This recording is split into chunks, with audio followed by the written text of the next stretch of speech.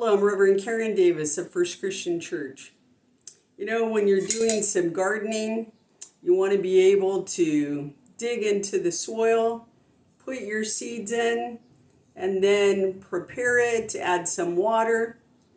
But the difficulty is no matter how strong you are or how tough the shovel is, that sometimes the soil just doesn't cooperate. Could be very hard and dry, could be rocky, or there could be lots of weeds that you have to clear and get out of there to allow whatever it is you're planting to have the space and the ability to take root and to grow. Ultimately, we would love to have good, rich soil that isn't too hard or rocky, that is clear of weeds, that has all that it needs to allow those seeds to take root and to grow.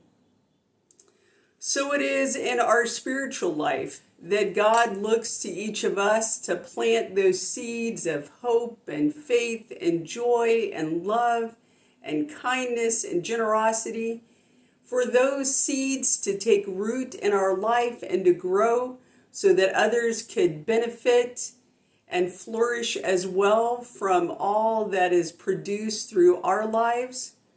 But many times we are like that hard, rocky, weedy soil that either we're not allowing God to work in our lives for those seeds to take root, or we're so distracted by so many other things that are like the weeds in our life that get in the way with what is good and true and right, that we can't allow God's love to really flourish in us and through us.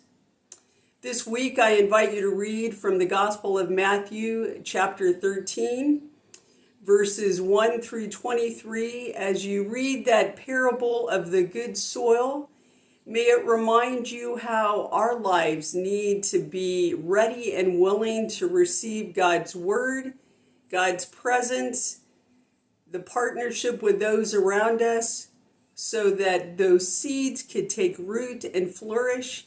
And then once that happens in our own life, we could be those that go forth scattering those seeds of hope and joy and love after they have flourished in our life.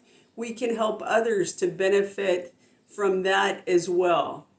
So may you read Matthew's gospel and consider how you can prepare your life to be a place where God's love takes root and where you might go forth scattering those seeds so that others could know of God's goodness and God's grace. May God continue to work in your life even as God is working in our world.